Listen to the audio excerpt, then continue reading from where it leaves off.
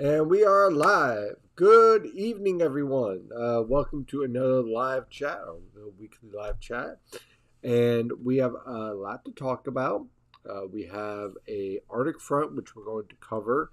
We're going to discuss the storm threat, or not so much storm threat, for this weekend, other potential coming up, and also take your questions, which, by the way, I'm looking at the premium chat and also the YouTube chat. Looks like we have some good questions here, so we're going to dive into this. So, model guidance the past couple of days has been pretty interesting. Bless you.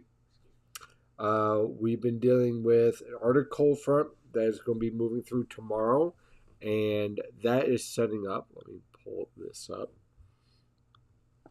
This is setting up some pretty good warm air transport out ahead of this cold front.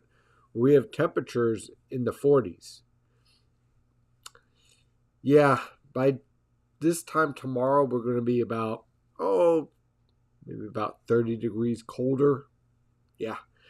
This Arctic cold front is going to be meaning business, and it's already pulling up some pretty good moisture transport from the Gulf of Mexico. And what's really interesting is that you can see in the 500 millibar winds here, this is a positively tilted long wave trough.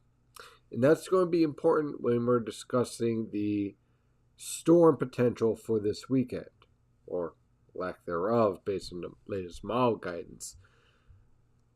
So, when I'm looking at the setup for our Arctic front for tomorrow, what I'm noticing here is some pretty good packing here of the isotherms at 850 millibars. So what this tells me is that we're going to be dealing with some pretty strong frontogenesis. That's when you have a really tight thermal gradient. And what that thermal gradient does, it causes rising air. Because you're having this tight thermal gradient set up, so the slope of the air mass is far more intense, far more enhanced. So think of it like as if you have someone who's doing a skateboarding jump, right? The more enhanced that slope is, the more intense it is, okay, the more energy is needed to lift. And so when you have more energy to lift, you get heavier precipitation. So when I've been looking at this for tomorrow, it's a race between the lifting and the moisture transport and the dry air trying to come in from the west. So I've been studying and taking a look at the moisture transport at 850 millibars. And it doesn't look all that impressive, but it's strong enough to slow down the dry air transport to support that period of snow. And it shows up really nicely here at 850 millibars, where tomorrow morning you get this nice gradient here. Take a look at that. That's pretty sharp. From the coastal plain, 0 degrees, about a 6-degree thermal gradient, and then that really intensifies over northeastern Pennsylvania. So what this tells me is that right about the time of rush hour, which is when you really want to have snow, you're going to be dealing with a rain changing over to snow, and it's going to be coming down pretty heavy. And it's going to lead to very strong frontogenesis. In fact, let me pull up this model. We'll go to the NAM model guidance, and we're going to pull up frontogenesis 850 millibars, and we're going to go to Thursday morning. Let's zoom in.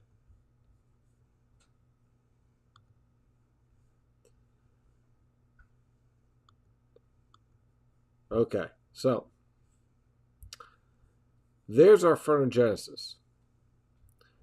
Now, when we have this set up, what usually happens is that you can basically set up the potential for about a half an inch to an inch per hour type snowfall rates. Now, look, the forecast is basically 1 to 2 inches of snow for the entire region. Okay, so it doesn't sound like a lot. Problem is that most of that snow is going to be happening within a 1 to 3 hour time period at the heart of rush hour tomorrow morning. So that can lead to a lot of issues and problems if you're going to be traveling tomorrow morning. It could lead to, which most of you are, because you're driving into this, whatever city, New York City, Philadelphia, wherever. Okay, so take some extra time tomorrow morning, because it's not so much the snow accumulation built up on the roadways. It's more about the visibility that's going to be falling off. And that shows up really nicely here when we take a look at the latest HRR guidance. We'll pull this up.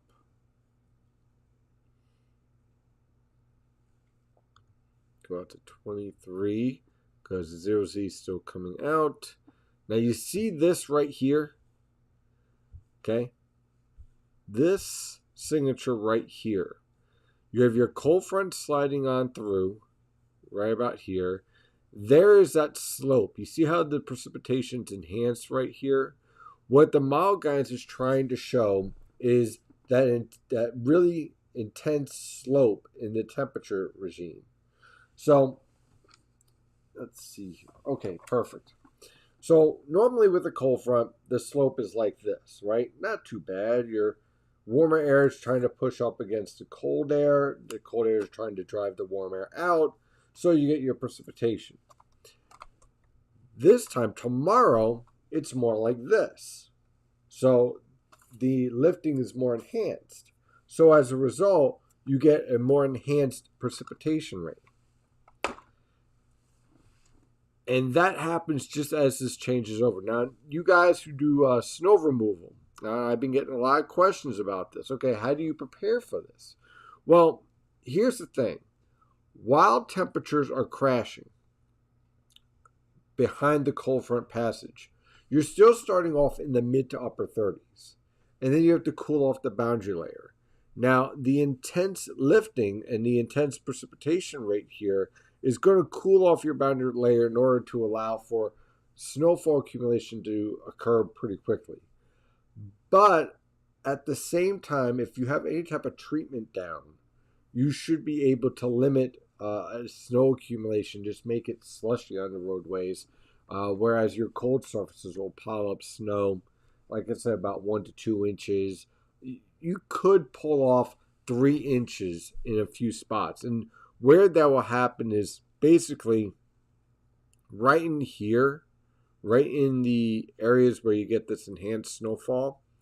That is where you're going to have that potential to push that inch per hour snowfall rate and get surprised by some heavier snowfall totals. Now, this is all occurring around 6 a.m. Now, as that's dropping south, and notice that band continues to remain strong, behind this intense band, you get a drop off to more of a moderate snowfall. And as you go through, notice you start to lose the width of the precipitation shield. Why? Because by the time we get to the late morning hours, the dry air is winning out. See, the ability for this Arctic cold front to keep the moisture in play to allow for a period of snow is very limited, because you have very strong what we call dry air transport right behind this. This is why initially I was kind of hesitant to going for anything above 2 inches with this snowfall forecast, because when you have cold, dry air invading behind an Arctic cold front, and you don't really have a low pressure system to really spin up, I mean like a strong low pressure system, it's hard to support sustained snowfall because dry air is going to eventually overwhelm the precipitation shield. Well, that is what we start to see towards the end of this forecast. It gets cut down pretty quickly.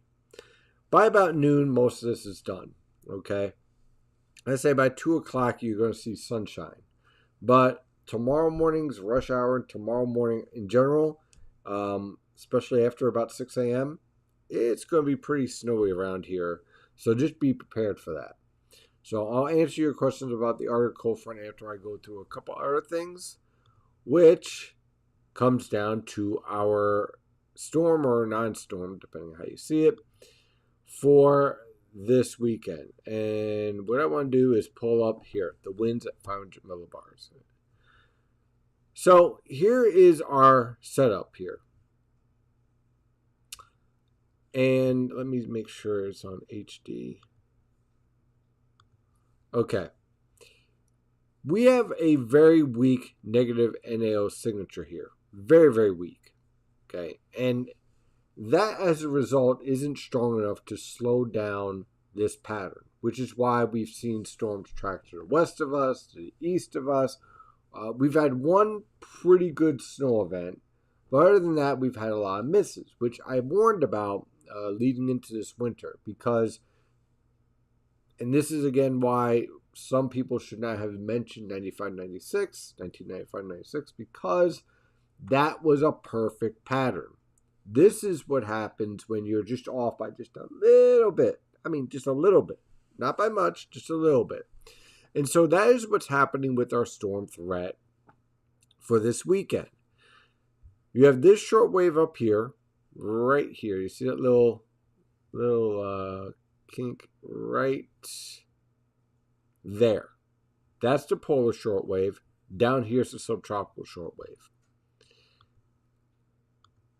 Now, the past couple of days, the interaction of this short wave right here was suggested to interact such a way that it would cause this trough, zoom in here, to go into a neutral tilt, which would allow for a storm to track a little bit more to the northeast and produce a significant snowfall.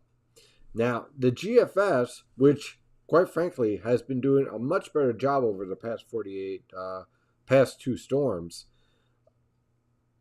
but it's basically saying, no, I don't think this is going to be the case. And the reason why is because the GFS was able to see that the trough interaction that we're seeing here is not going to be strong enough to turn this trough from a positive tilt to a neutral tilt.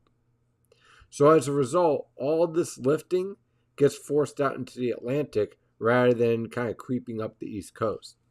Now, the only place, and this is why I didn't take southern New Jersey off of the forecast here as far as snow potential, the only place that I really see for our forecast area to see measurable snow out of this is southern New Jersey.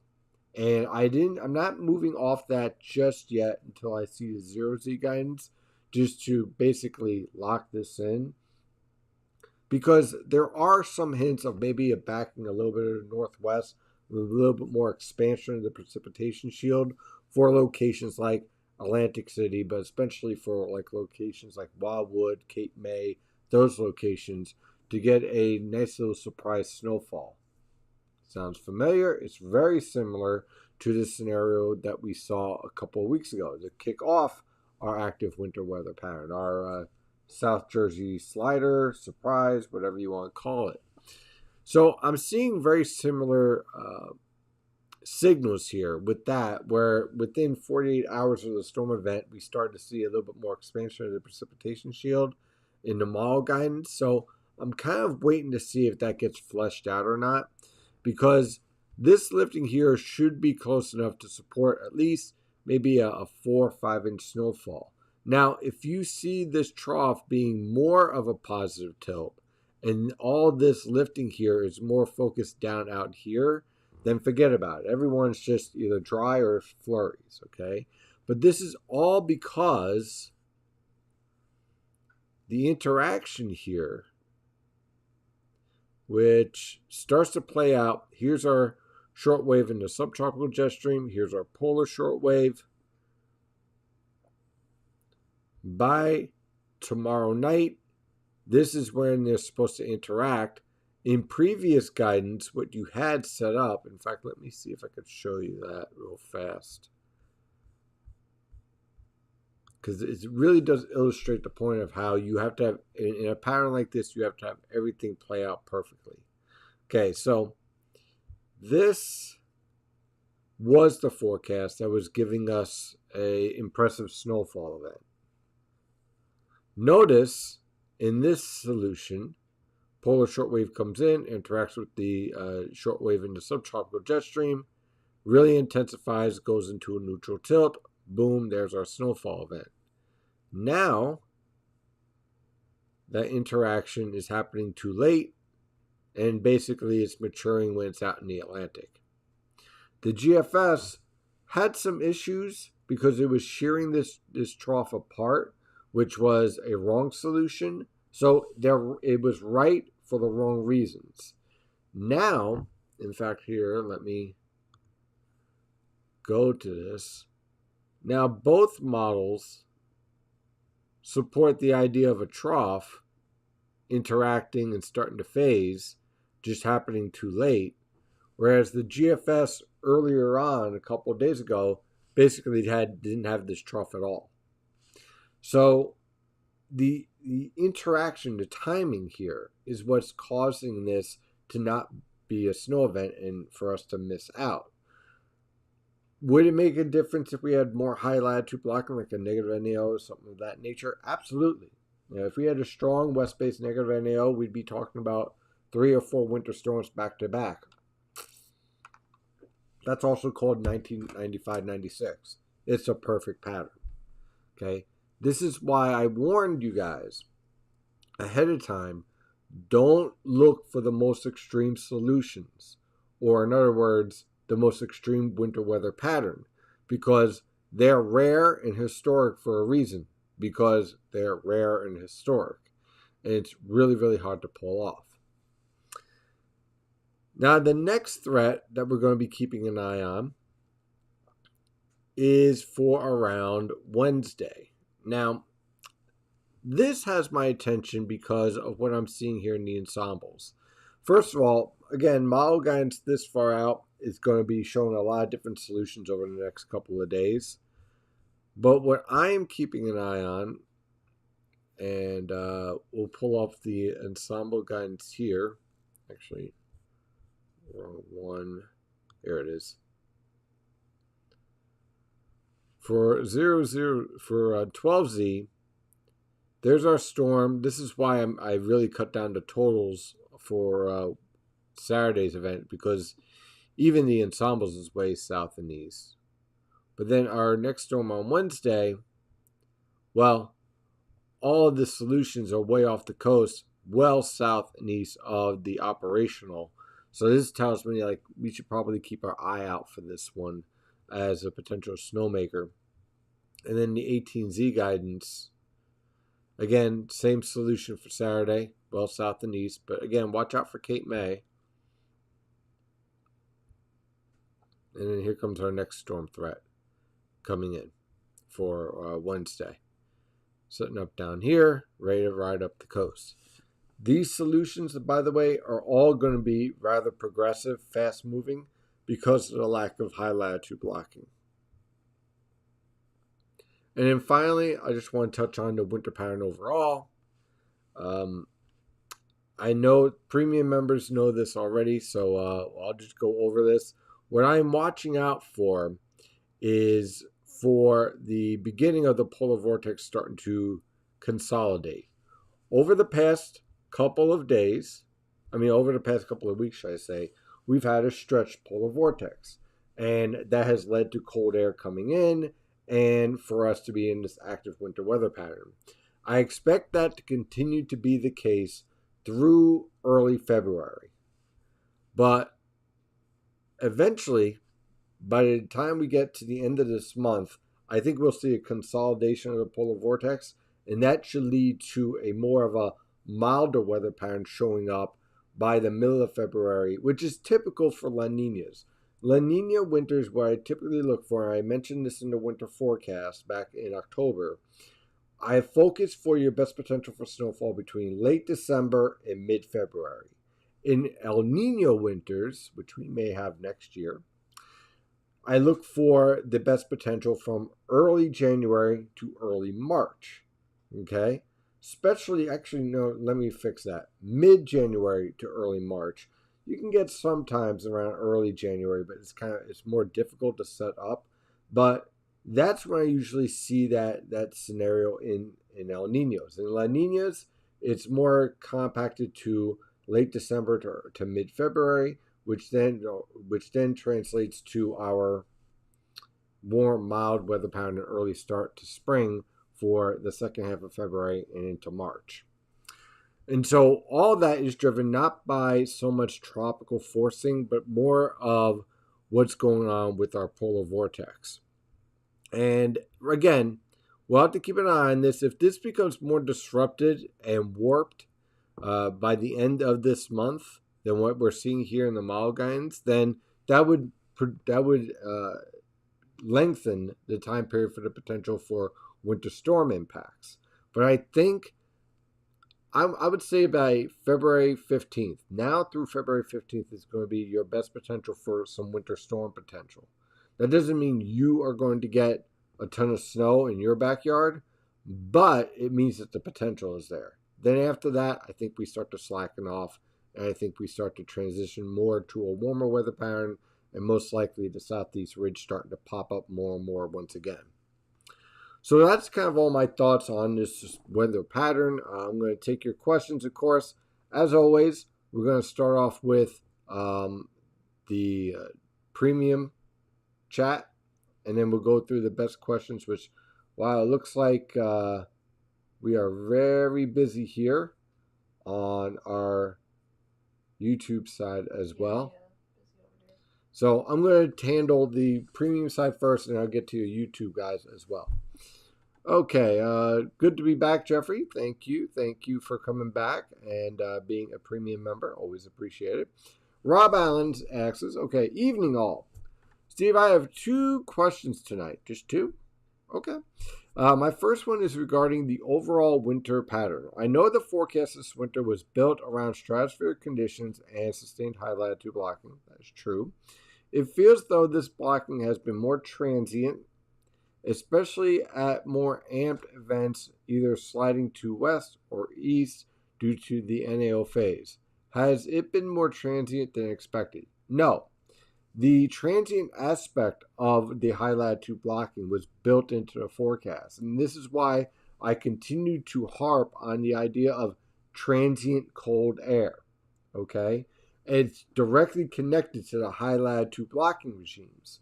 You see, if we had a sustained negative NAO with this type of pattern, we'd have well below normal temperatures and constant snowstorms, basically from the first week of January all the way through the first week of February, okay? With a sustained west-based negative NAO pattern. The problem with that is that, and I'm trying not to get too technical, but when we had an active sun, we are having an active sun right now with a lot of sunspots and whatnot, and you have an east-based QBO. What that does is that it introduces the influence of what we've been talking about for quite some time, which is the EP flux, where you get an overall cold stratosphere, but you get this transport of warmer air in pockets, which leads to a stretching of the polar vortex, but not a split. The only way we were going to get a sustained cold weather pattern and thus a sustained snowstorm pattern is if the polar vortex was going to split. And that is very, very hard to pull off in an active sun regime with a negative QBO, which is an east wind, right, in the stratosphere. So the idea had to be transient. And then I put a caveat on there that if something extreme happens where that polar vortex splits and we get that sustained major high latitude blocking, then game on. And then you're looking at a very impressive winter. But without that, you basically end up where we are now, which is a lot of mixed events, a lot of storm tracks, just west, just east. Sometimes you get one just right, but a lot of hit and miss, right? And so that's essentially what we've been seeing. And then the second question is just a general forecast question. Considering how poorly the European and the European ensembles has handled the past two systems, are you buying the king is dead? And are you impressed with the GFS considering putting more stock into these solutions?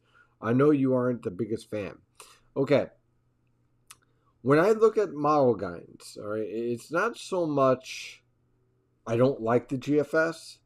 It's just that one of the resources I use, and let me go here to, this one.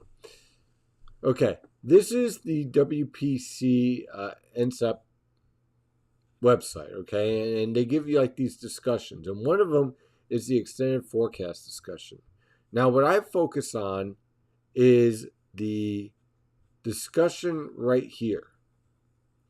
What this discussion gives me is any insight or clue, especially when I'm waking up at 3 a.m. in the morning, of anything I might miss in terms of missing model data, missing observations, how the models are performing.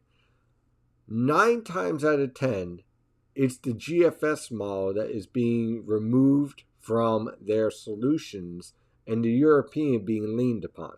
And that is because of performance and verification overall. The verification scores are better with the European and the European ensembles than the GFS. Now, the GFS has won 2 forecasts, I guess you could say contests, versus the European over the past 2 weeks. And there could be a variety of reasons for that. I think part of it is that the European has a little bit harder job with the resolution coming out of the subtropical jet stream, which leads to some of these errors. This is why I've been leaning more on using ensemble guidance for both the GFS and the European to try to flesh out these forecasts rather than just leaning on the operational. With that said, hey, look, it's great to see the GFS being improved. They've been working on it very, very hard. I do use the guidance to create the forecast, but I don't use a model. What I do is I use a group of models. I like using the European because the resolution's better. And so I get to show you more aspects of the forecast. At some point, we'll get a major winter storm. And one of the things I kind of want to do is show you tropopause folding, which is shown very well in the GFS. Just haven't had the opportunity. That's one feature on the GFS that I love using, and it allows you to see the different air masses within the storm and how they're interacting. And the GFS does a far superior job of showing that process compared to other model guidance. So that would be something I would definitely use it for. But yeah, the GFS has done a great job the past 2 storms, hands down. But would I say that the king is dead, so to speak? Let me put it this way. The European model is up for an upgrade this May. Their ensembles is going from 50 members to 100 members. So they're doubling the amount of solutions within the ensembles to improve the ensembles even more. And the GFS is still playing catch up. So I would say that, look at all the models and generate an idea of your forecast, but it's not about the model. It's about what you are seeing in the pattern and recognizing clues and then using the models to test out those clues. Let's see. Card axis, and good evening, Card. I noticed looking at Earth New School that 10 millibar polar vortex has appeared to consolidate a lot, but still seems to have a nice feed of air from the warmer regions into it. Let's pull this up so that way we all can see what he's talking about. 10 millibars. Okay. So at 10 millibars, we're seeing this is what you call a consolidated polar vortex, okay? Notice we're not seeing any stretching, any pulling.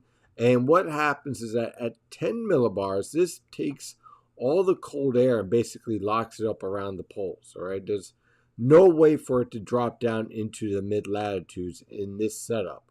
Now, we are seeing some weak transport coming in from the tropics. This is our East Base QBO. All right, so that's certainly something to keep an eye on. But this is an example of a strong consolidated polar vortex. And it's starting on the 19th, which is expected at 10 millibars. Now, it takes time for this to work down through the stratosphere into the troposphere, which takes us to about mid-February.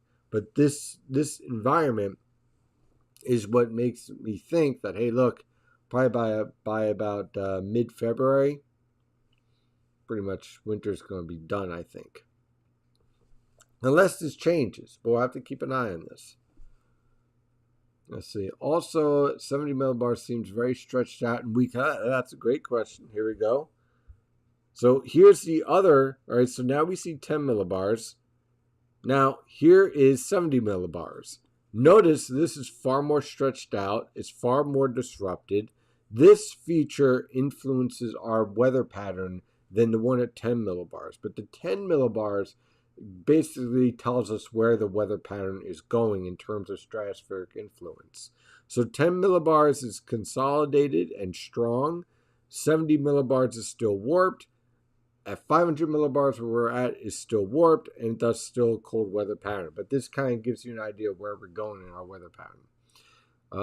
Does the current data still show strong warm air transport towards the polar region? And if so, what is anticipated by the impact? Yeah, I mean, this is why I'm going to go with stretching still going on in the atmosphere through at least the end of this month. And then we'll see what happens as we get into February. Also, look at the GFS. Ended up being right again about the week. Yep, we already talked about the GFS. Snow Boss X's winter forecast looking at. We are at 8 inches on the season here in Lehigh Valley. 36 inches is our norm. Seems as though we are running out of time, especially if you're saying early mid-February going to warm up. Just can't seem to get these storms to connect. Also, it seems like all the models are really sucking this winter at day 6 and 7. Yeah, a couple things. One, I'm a little surprised that we haven't seen more snowfall over the interior. Slightly, at least like from lake enhancement and short waves and cold fronts moving through. I'm not surprised by the hit and miss aspect of the storms. The overall idea of the winter forecast has worked out pretty well so far in terms of the theme. But you are right that definitely, I didn't see this coming, where southern New Jersey is doing much better in terms of snowfall averages than northeastern Pennsylvania. Did not see that coming. So, yeah, we'll see how that plays out going forward. Any prospective storms on the horizon after this weekend? I'm keeping an eye on Wednesday. I think that, here, in fact, check this out. Let's see. This is one of the tools I use called the ensemble guidance. Okay, this is the European ensembles. And again, this has 50 members right now. The upgrade is going to have double the number of solutions here for me to study. Now, this is called the control. And on the control, you can see there's our missed event.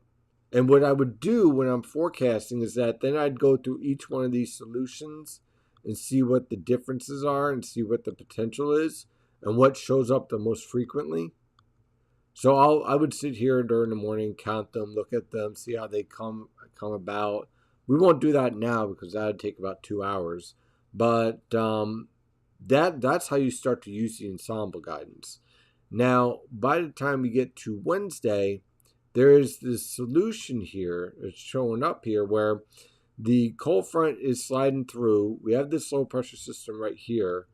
And we're getting solutions where it's a little bit more robust. Roughly about half of these are showing more of a robust system. Now, you never take any of this stuff verbatim in terms of the details or rain snow line or anything like that this far out.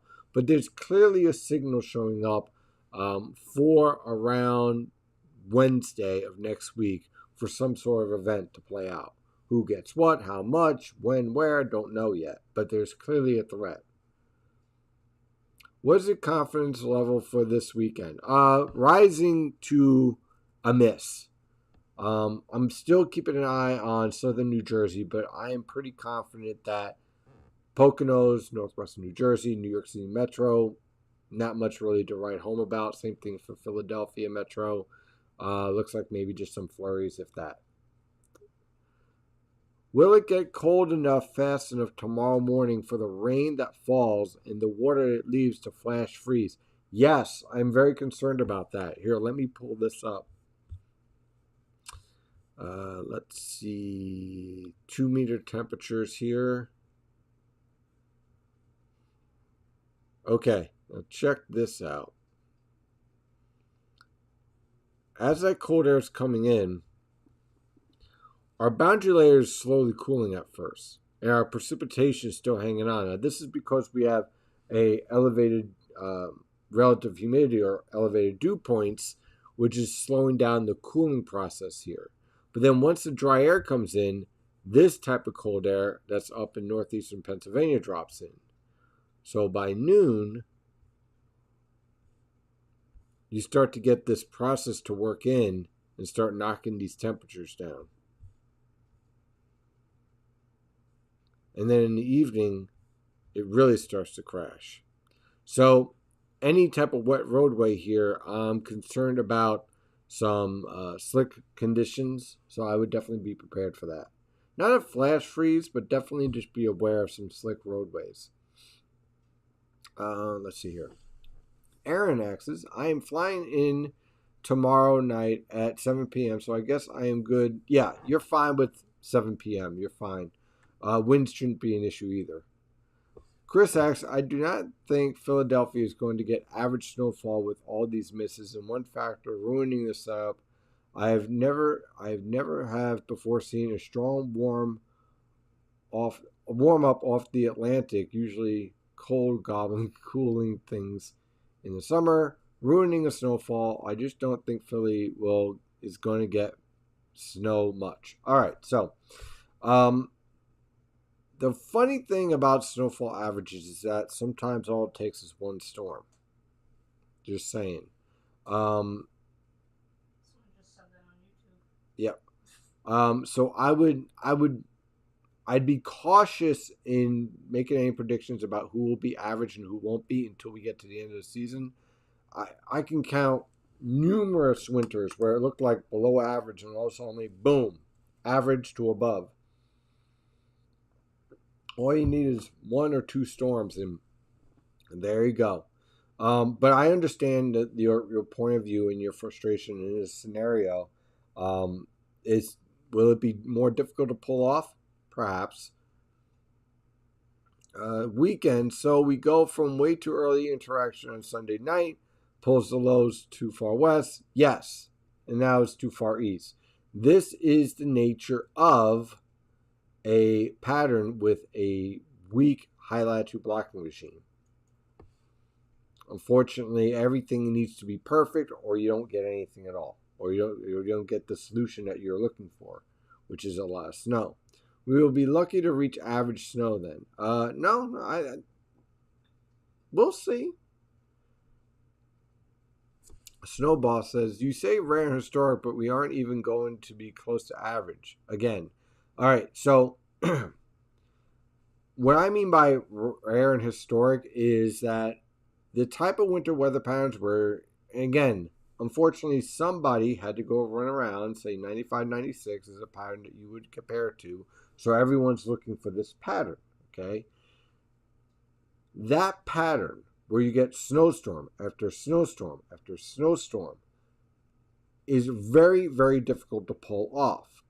The scenario I'm looking at is that typically these averages that you're looking at are driven by 1 to 3 winter storms, and then a lot of smaller little minor events like the one for tomorrow morning. So we're not done yet. We got until February 15th, which is still plenty of time for 1 to 3 winter storms that can really pack a punch. So I'd watch out for that. I wouldn't shut down the idea of average just yet, or above average for that matter. Just from experience, I've seen this before. I was like, oh, below average, we're not going to get anything. You might be right. But I'm saying just by history, you might be surprised.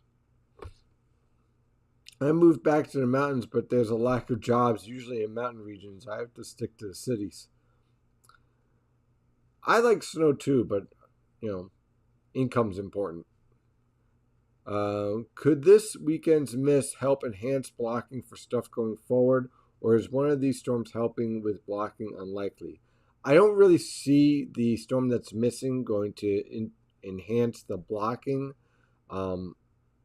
What I am going to watch out for is to see if the Scandinavian ridge, which is supporting the stretching, is going to try to kick off a stronger negative NAO pattern for around Wednesday, because there are some indications in the ensemble guides of that happening. Our La Nina chances have been nada for Philly. Yes, normally for Philly it normally is. Again, in the winter weather pattern, I said that Philadelphia, and especially towards the coast, is going to feature a lot of wintry mix events. That is the nature of La Nina. Why is there a lack of high latitude blocking? Because of the way that the polar vortex is being stretched, the focus is more towards a negative EPO pattern or a shift from a large ridge around the Aleutian Islands to a large trough around the Aleutian Islands, which is around Alaska. That evolution is preventing the potential for a heights to build up in Greenland and thus a negative NAO pattern. In short, let me just pull this up here.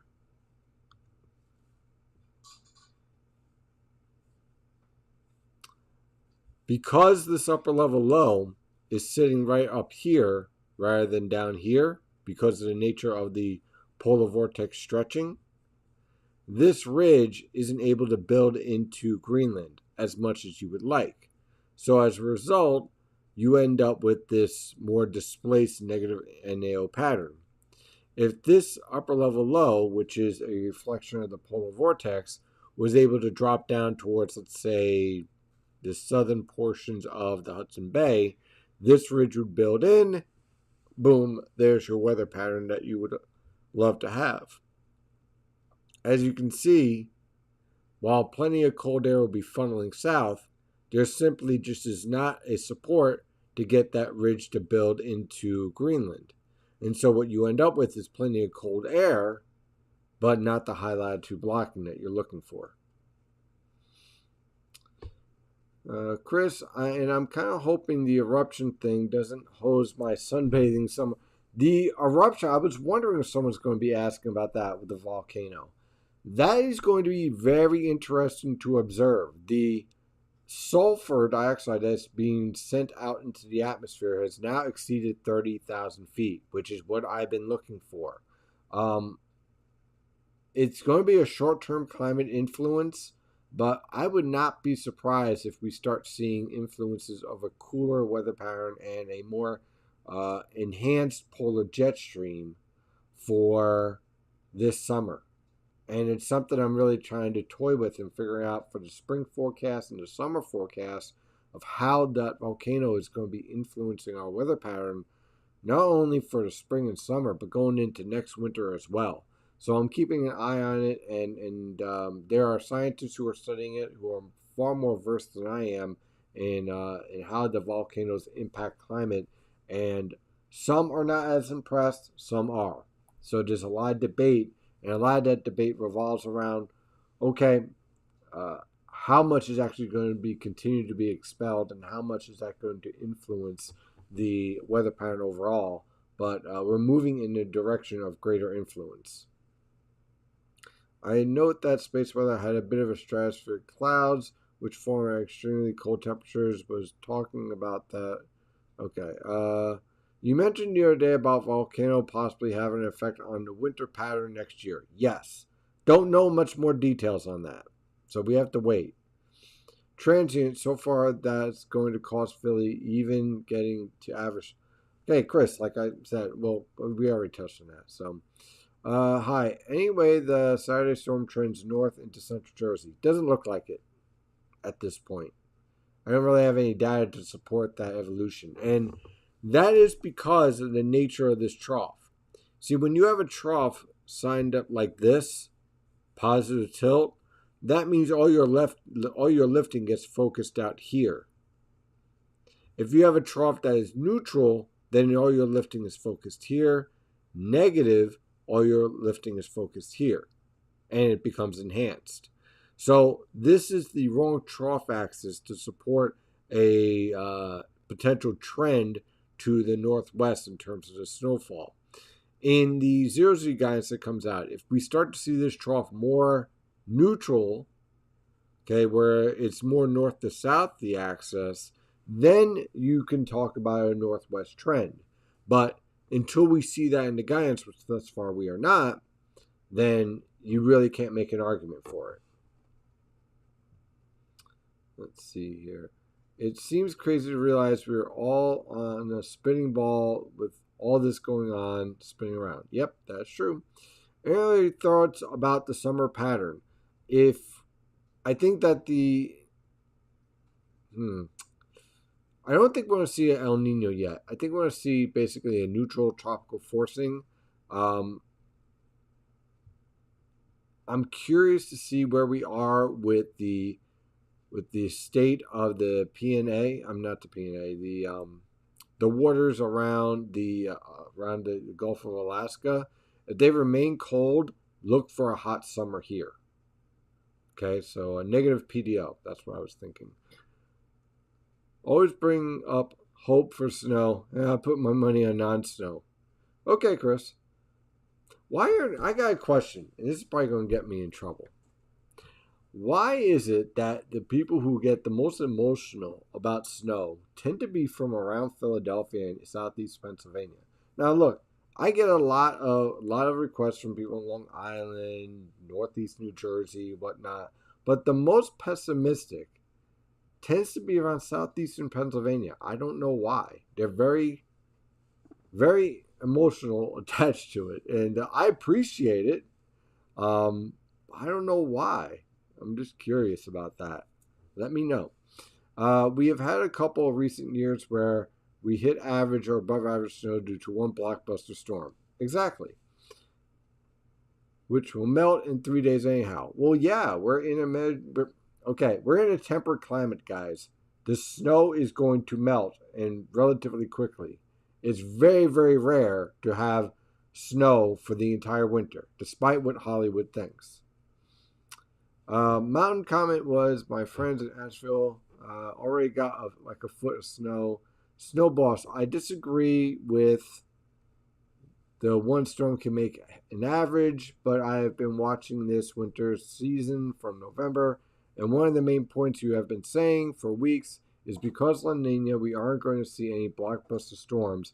In reality, the odds are way better for below normal and huge blockbuster storms. That's true. Let's see here. Okay, I'm going to jump. I got a huge backlog here. It's a much busier night than I thought it was going to be. Also, last week you mentioned that you thought the week was cold. Wait until the end of January. I still feel that way. I definitely still feel that way, that the end of January is still going to be chilly. Still going to be cold. Boring, but I sometimes don't like the results when the weather conflicts with my plans. Yeah. When it's going to rain on my parade, I'd like to know. Let's see here. Do you still think the Eastern Great Lakes have prolonged cold and snowy pattern? I never thought that. All right. The Eastern Great Lakes are literally in a prolonged period of cold, and it's cold. It is.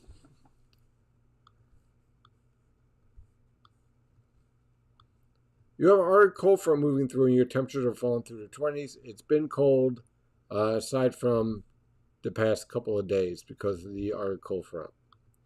So you've been in a cold and snowy pattern, especially if you're anywhere around the Great Lakes. It's just frustrating with weather sometimes. Yes, try forecasting for it. It's even more so. Southeastern Pennsylvania is the biggest rip-off zone in your forecast area. It is not a surprise that they have the east in areas. Let's see here. Philly and Delaware County and PA tend to just so far west for coastal and just too far east for the big northwest. Yes. The reason why, and they're talking about this area right here, is that you're in an area where when you have a transition to redevelopment off the coast, you're going to end up getting precipitation dying out here and then redeveloping off to your east. Or you're going to end up with a storm where it's cutting up to the north and west of the I-95, but you start getting that mixing in coming in from the ocean is strong enough. So yeah, southeastern Pennsylvania, right around here, it's a very tenuous area to get their snowfall, which is interesting because it's kind of like a dry spot. Another dry spot is right around Baltimore as well in northeastern Virginia. Okay, let's check out what, holy smokes, let's see what's going on YouTube side. Mr. Simon asked a question you haven't thought. Okay, let's see here. Do you see the new WPC? No. Let's see here. The new WPC. And there it is, keeping light snow around southern New Jersey. That makes sense. Yeah, it's an active pattern. Right. Okay. Let's see here. All right. Mr. Samanti asks, are we looking at snow day delayed opening for Freehold tomorrow? Oh, that's a good question. Let's see here. It's hard to say what the school did. I will say this, that you're going to have slushy roadways. I would not be surprised if you get a delay out of that because of the roadways being a little bit treacherous. With that said, if I remember correctly, you guys usually get into school around 8, 9 a.m. I would not be surprised if you have a delayed open to 10 a.m. and then you start your school day, because by 10, 11 a.m., this is going to be tapering off and it's done. So that's where I would put that, more likely a delayed. But it's hard to say what the school district is going to do. All I can tell you is that it will be snowing tomorrow morning and roadways will be a bit dangerous. Let's see here. Yes, I am running my Mac OS on pretty much everything. I love my Mac. What can I say? If it's on a desktop or a laptop, though. Both. I have a desktop, laptop, so combination of both. The laptop's here and the desktop is over here, and I'm using the mini Mac for the desktop, which actually works really great. We are seeing many misses. Are you seeing any phasing that will result in bigger storms? Not right now, but the potential is there. I'd keep an eye on Wednesday, but the reason why is, as I said, is because of the nature of this weather pattern overall.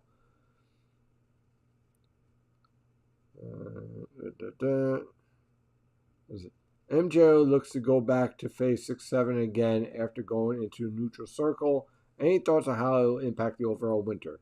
I gotta say, the tropical forcing on this weather pattern has been really weak. Really, really weak. And I don't expect that to change. The MJO is not driving the pattern. It's going into phase 6 and 7 because of what's going on with the polar vortex. So if you take it based on the forecast and you basically set up for the time lag that it takes to impact the pattern, it takes you to about mid-February, which takes you into a warm pattern. So it all kind of fits. Let's see, New York City, 6 inches so far. We might not get much more. Well, I wouldn't rule it out getting much more, but we'll see. Let's see here. See, a lot of people are like one more. NAM has done well too. They've done better. The NAM model guys have done. There has been several models that have done better. I really like the HRR. It's been performing pretty well. And also the NAM model guidance has been performing much better. And let's see here. All right. Ooh, this is a great question by Swirtle Turtle. How accurate are the I always say this wrong, the curvature ratios? Okay. The ratios are based on the idea of your snow ratios, right? And depending on the scenario, it can be something good to use. So, for example, if you know that you have a very cold environment coming in, you can't use 10 to 1. So, those ratios are good to give you a ballpark idea of what to work with. What I typically do is use the QPF amounts and then figure out what ratios I'm wanting to use and then calculate them myself rather than rely on a map. Because the problem with a map is that you're limited by the graphical representation of whatever you might be looking at.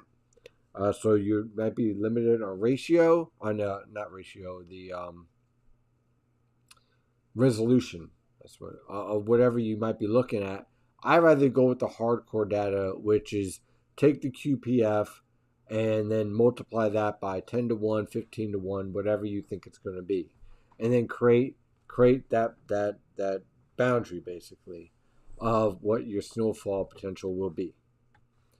But I think that it's a good baseline tool for specific scenarios.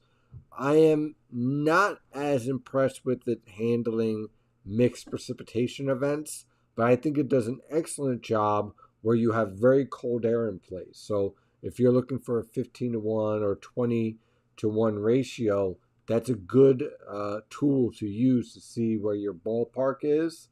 But I wouldn't rely on it for a forecast. I would use it as kind of like your buffer zone on your highway. Okay. Let's see. I heard next Wednesday was just a Clipper type system. No, it's not a Clipper type system. It's a system where a low pressure system in the subtropical jet stream is developing a wave on the Arctic front that is moving off the coast. Definitely, sometimes one storm can make a difference. Absolutely. This is on the GFS front. Canada has a storm for next Wednesday. Ensembles are hinting at it too. That's true. I would say that I'm really curious to see what Wednesday holds because, again, let me pull up the heights on the European guidance here.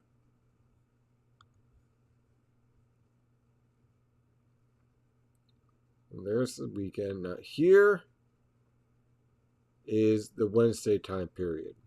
Now, again, no blocking in the Atlantic. So this, whatever does develop here is going to be a fast mover. But you see this kind of setup here? This is basically a perfect signal for an Arctic cold front and then a wave of low pressure to march right along that Arctic cold front. This isn't a major winter. This isn't a major low pressure system like a 980 millibar low that just dumps snow for hours. This is more of one of those isotropic lifting events where you're trying to get Atlantic moisture to come in to an Arctic air mass, which by doing that could enhance your snow ratios, which we were just talking about. Excuse me. So it's certainly something that I want to keep an eye on. Will we face nor'easter season come March, or if we get a February torch some sort? Not really. It doesn't really work like that. If I'm looking for a nor'easter weather pattern, I'm looking for either a neutral or El Nino winter, not La Ninas. La Ninas typically feature more of isotropic lifting events or overrunning than nor'easters or major coastal storms. Let's see here.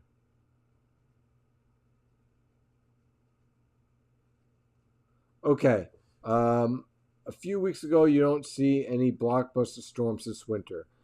I typically don't what I am keeping an eye on, and this is one thing that kind of makes me a little concerned, is that when I get these really powerful Arctic air masses set up and that pattern's getting ready to change, typically that leads to a major storm when the pattern changes. So if I'm looking for a blockbuster storm, it's going to be during that time period of change when the overall pattern is going to shift into a warmer pattern. Whether that's towards the end of January or early February, I'm not sure yet. But that's when I typically look for that. And it's more driven by just how strong these Arctic air masses have been. Let's see here.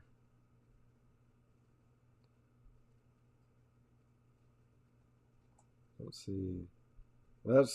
That season didn't snow all of January, then February was crazy. That's true. Do you think we'll see a major snowstorm? Let's see here.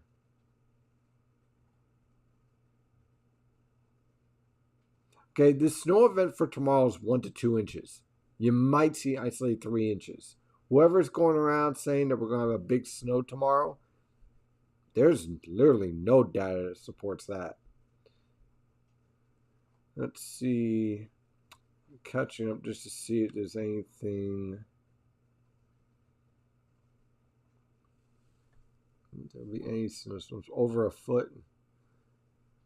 The pattern stinks, an angry Long Islander. Well, there you go.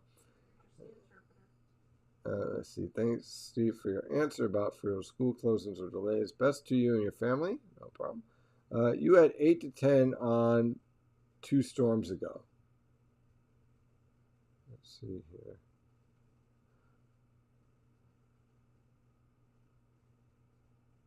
Let's see. And now people are debating.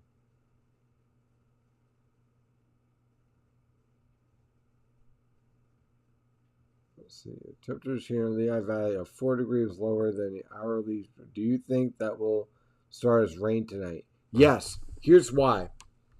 Let me pull up. Okay. 925 millibars and here. So you see, this is at the mid levels of the atmosphere. You see how warm this is? When the precipitation starts to come in, and it's not far away, initially it's going to be moving into this warmer air mass. So as a result, you're going to start off as rain. But look how this is packed. Holy smokes. This is really strong. This is a really strong gradient. In fact, let's pull up Fernogenesis 925 millibars. That's strong. That's very strong. And at 850 millibars, it's strong as well. Now notice this is further to the west because, again, the air mass is like a slope. The cold air mass coming in. So, in a way, it's kind of like this. Okay? It's kind of that slope. So, this is what leads to your antifront solution. You see, you have stronger lifting back here, and so what happens is that the precipitation shield starts to back build behind the cold front as it starts to introduce more moisture coming in from the Atlantic Ocean with this whole process. So that's certainly setting up nicely. Okay, back to the premium section. And wow, it's already past 9 o'clock. I did not realize it. Are you using WeatherTap for all your weather model guidance? No.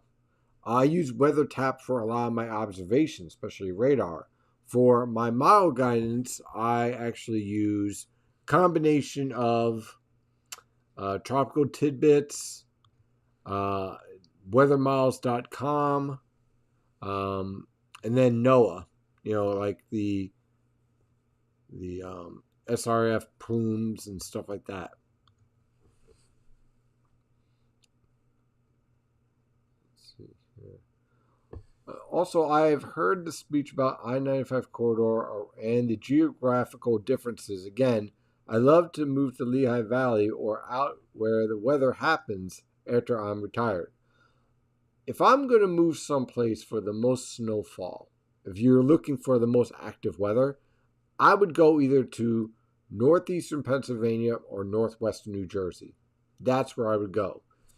Really impressive severe weather events in the summer, and you also have your best potential for all snow events. I like central New Jersey too, because this is where, from a forecaster point of view, from a meteorological point of view, there are so many different classes of air masses that you get to experience a variety of different types. You get the influence of the coastal front. You get the potential for thunder snow more so. You get the potential for severe thunderstorms, tornadoes, which isn't always the best thing, obviously. Just a wide variety of different weather impacts. Let's see here. Main things are about where you can afford to live. Let's see.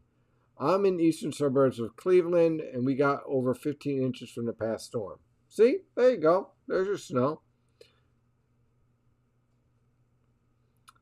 I want to run a friendly bet. I do not think the weather magic will align for Philadelphia, and if it doesn't, then, well, define weather magic. I definitely think that I understand that you might not think that we're going to get a major storm, and you are well within your right to think that, considering where we've been with this weather pattern so far. But I am just warning you not to let your guard down. It only takes one. Any wind threat with the front tomorrow? No. It will be breezy behind this cold front. It definitely will be. But nothing of like wind damage or anything of that nature. Stronger going to mean possible overperformer for tomorrow morning. The reason why I'm going to say no to that is this feature right here. Let me see. Okay. You see how tight this is? You don't have a lot of space here. And in fact, let me zoom out.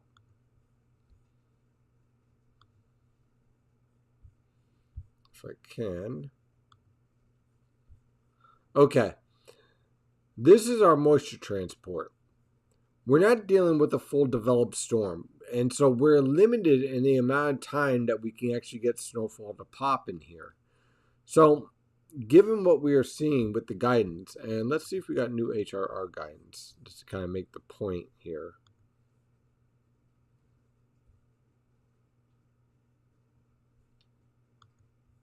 We'll do 0Z. You see, when this is coming in, again, I fully expect there to be heavy bursts of snow with this, but the amount of time of that snowfall is severely cut because of the nature of the frontal boundary.